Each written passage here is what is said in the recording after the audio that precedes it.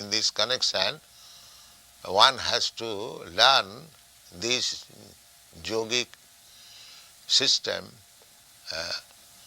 from Krishna directly or from his representative.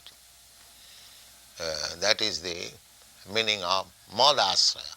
One must take shelter either. So at the present moment it is not possible to take shelter of Krishna directly, therefore one has to take shelter of his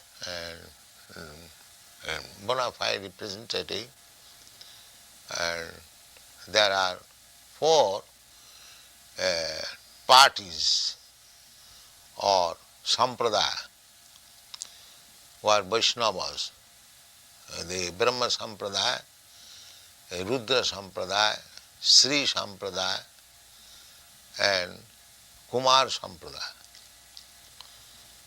So one has to take shelter of either of these sampradaya, disciplic succession, and then learn the Bhakti Yoga system from him.